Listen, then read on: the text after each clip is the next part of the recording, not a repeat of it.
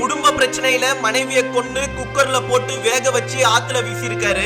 ஆமாங்க, குருமூர்த்தி என்பவரு தன்னுடைய மனைவி மாதவி மேல ஏற்பட்ட பிரச்சனையில இவங்களோட 2 குழந்தைகளும் பொங்கலுக்கு பள்ளி விடுமுறை என்பதனால அவங்க பாட்டி வீட்டுக்கு சென்று இருந்தாங்க. அந்த நேரமா பார்த்து குருமூர்த்தி என்பவரு தன்னுடைய மனைவியை கொன்று துண்டு துண்டா வெட்டி குக்கர்ல போட்டு வேக வச்சிருக்காரு. வேக வச்ச தன்னுடைய மனைவி உடலை கொஞ்சம் நாய்க்கு உணவா வச்சுட்டு மிச்சத்தை ஆத்துல போய் கொட்டி மீனுக்கு இரையாக்கிருக்காரு. இந்த கொடூரமான நிகழ்வை நடத்திட்டு மனைவியோட அம்மா கிட்ட உங்க பொண்ணு என் மேல கோவப்பட்டு வீட்டை விட்டு போய் 2 நாள் ஆகுதுன்னு சொல்லியிருக்காரு. உடனடியா பொண்ணோட அம்மா போலீஸ் ஸ்டேஷன்ல போய் தன்னுடைய பொண்ணை காணோன்னு கம்ப்ளைண்ட் கொடுத்திருக்காங்க. குருமூர்த்தி என்பவர் ஏற்கனவே ராணுவத்துல வேலை செஞ்சு விருப்ப ஓய்வு பெற்று காவல்துறையில காவலரா பணிபுரிகிறாரு.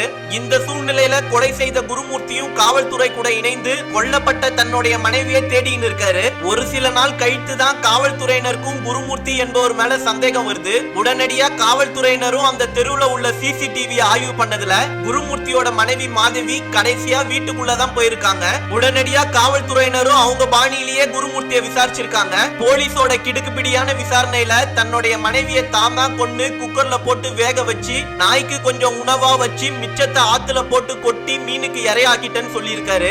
இதை கேட்ட காவல்துறையினருமே செய்வதறியாத திகைச்சு போயிருக்காங்க. இந்த கொடூரமான நிகழ்வு தெலுங்கானா மாநிலத்துல ராகரெட்டி மாவட்டத்துல ஜில்லகுடா என்னும் இடத்துல நடந்திருக்கு. இப்படிப்பட்ட கொடூரமான நிகழ்வை நடத்திய இந்த கொடூரனுக்கு எப்படிப்பட்ட தண்டனை கொடுத்தா சரியா இருக்கும் என்பதை கமெண்ட்ல பதிவு பண்ணுங்க.